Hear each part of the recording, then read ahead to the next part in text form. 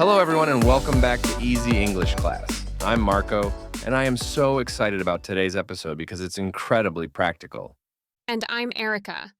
Marco, you look really energetic today. Did you get good sleep last night? I did, actually. 8 hours of solid sleep, which is rare for me. And you know what? Sleep is so important for learning languages. It absolutely is. Your brain needs rest to process all the new vocabulary. Speaking of vocabulary, I'm super excited about today's topic. I don't even know what it is yet. You said it was going to be a surprise. Yes.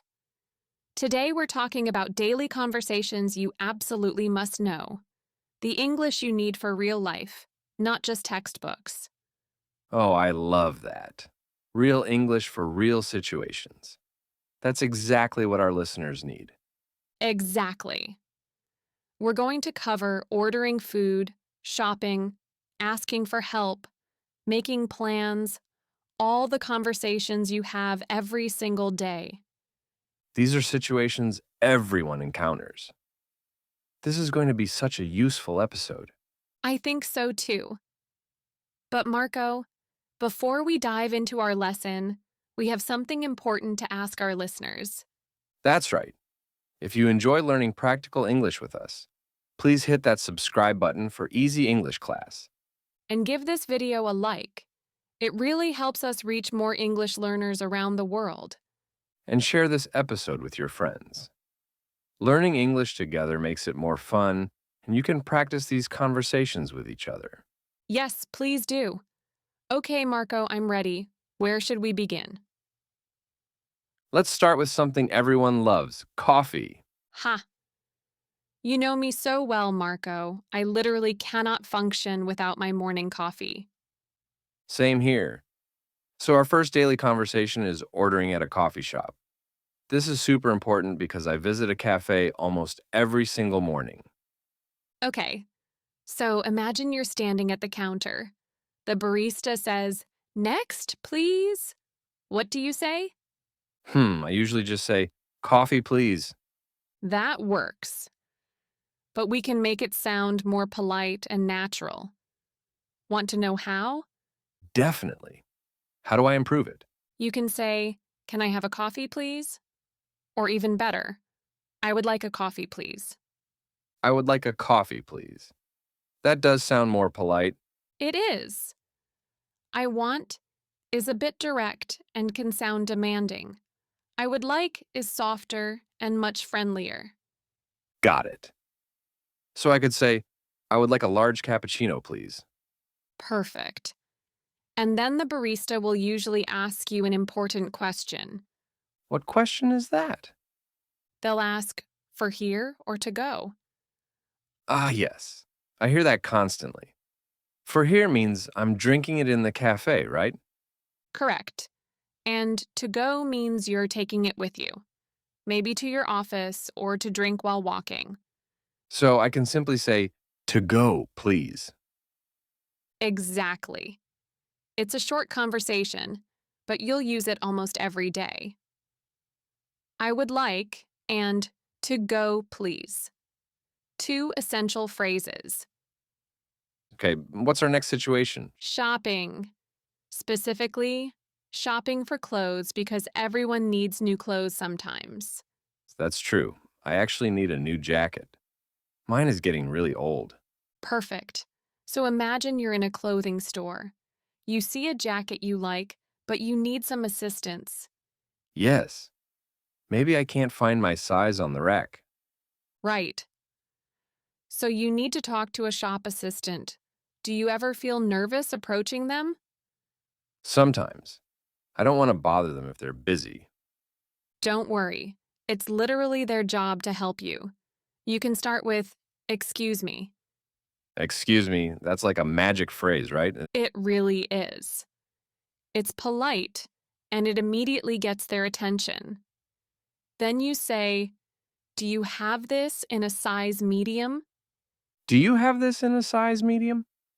Or in my case, probably, do you have this in a size large? Exactly. Or maybe you want a different color. Do you have this in black? Or do you have this in blue? So, do you have this in is the key phrase I need to remember? Yes. And there's another important question when you're shopping for clothes. The price, right? Well, yes, but also you want to try on the jacket to make sure it fits properly. Ah, I need to find the fitting room. Exactly. So you ask, where is the fitting room? Where is the fitting room? Some places call it a changing room too, right? Yes. Both terms are correct. Fitting room or changing room. They're the small rooms with mirrors where you try on clothes. Got it.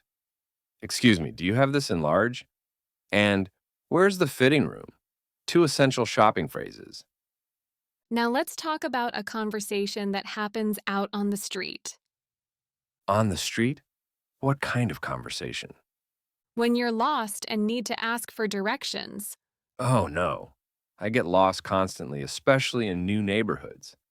This is definitely important for me. then this section is perfect for you. So, how do you approach a stranger to ask for help? I start with that magic phrase again. Excuse me? Exactly.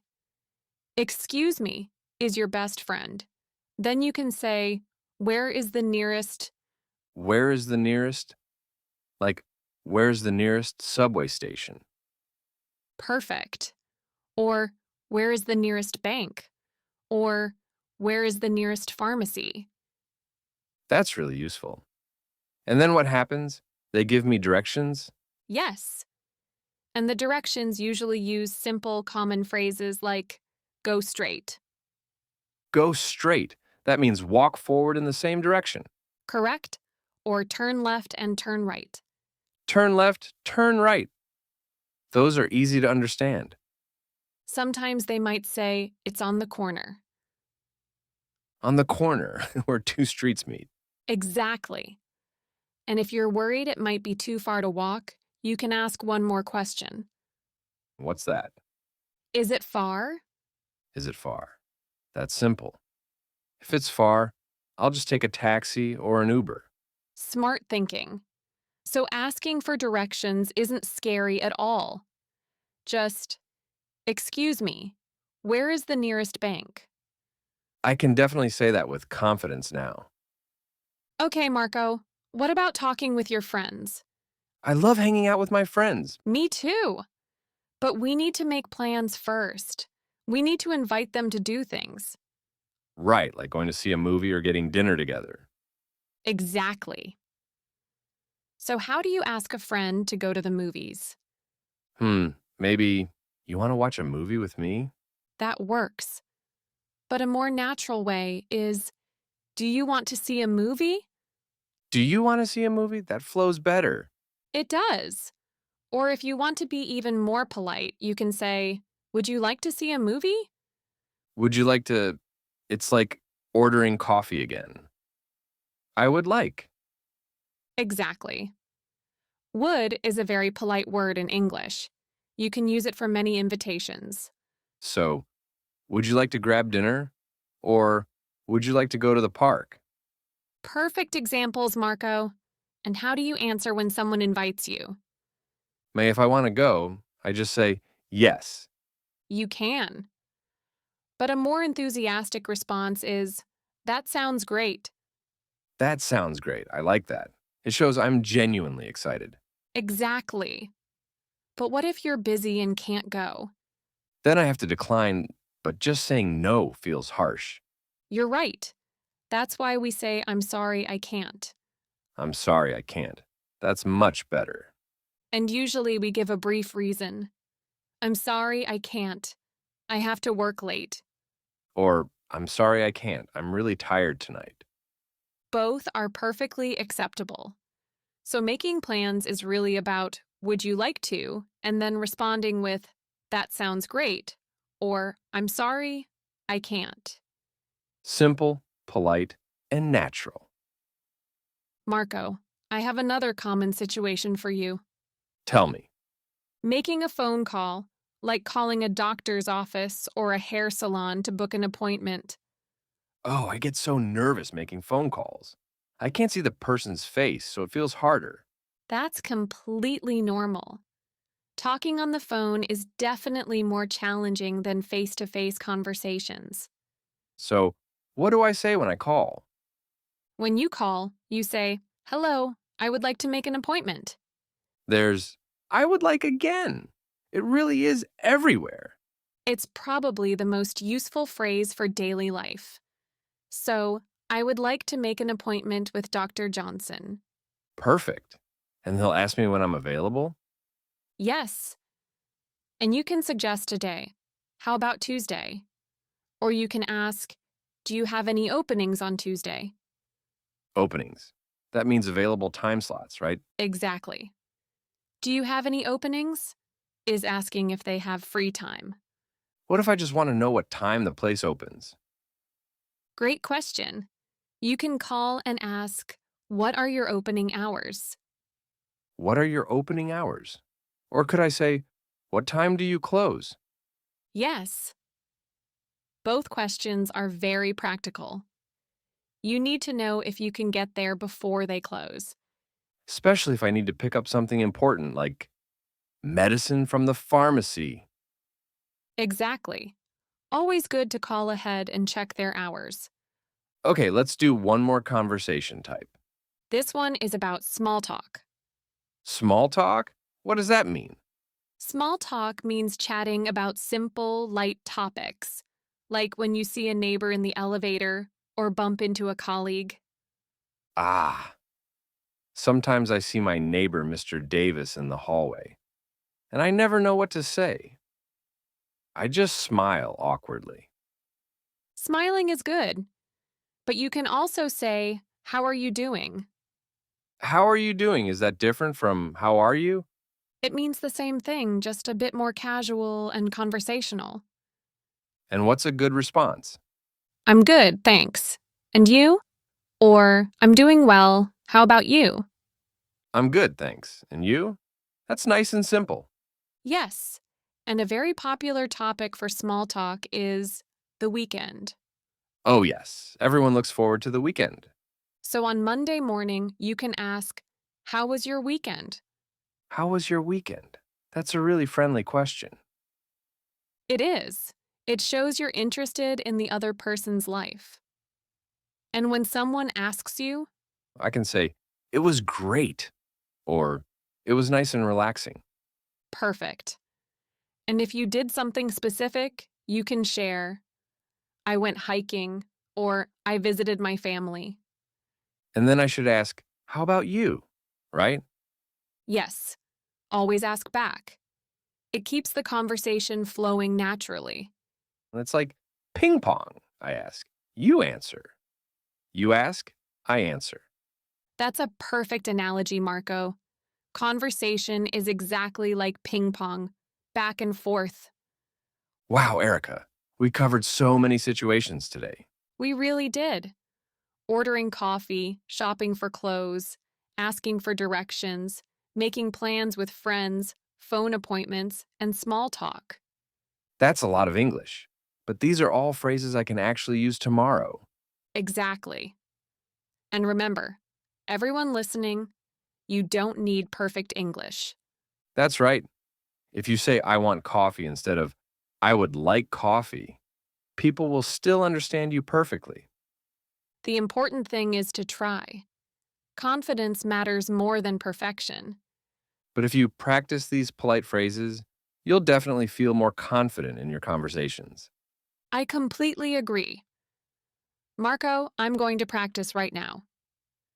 "Excuse me, where is the fitting room?" Still thinking about that jacket? "I really do need a new winter coat." Good luck with your shopping, and thank you to everyone listening. We really hope these tips help you in your everyday conversations. Yes. Try to use one of these phrases today, maybe at a coffee shop, or ask someone for directions just for practice. That's actually a funny but brilliant idea. Practice makes perfect. It really does. Well, Marco, I think our time is almost up. Time always flies when we're having these conversations. It really does. But before we go, we have a question for everyone listening. Yes! We want to know, what's a conversation you have every single day? Do you order food daily? Do you talk to your coworkers? Do you chat with your neighbors? Tell us in the comments. We want to know about your daily routine and which conversations are most important for you. Yes. We love reading your comments. It helps us understand what topics you need most. And please don't forget to subscribe to Easy English Class Click that like button if you learned something useful today. and share this episode with your family and friends. Let's build an amazing community of English learners. That sounds wonderful. Thank you so much for listening, everyone. Thank you. Have a fantastic day and happy talking. See you in the next episode. Bye, everyone. Bye!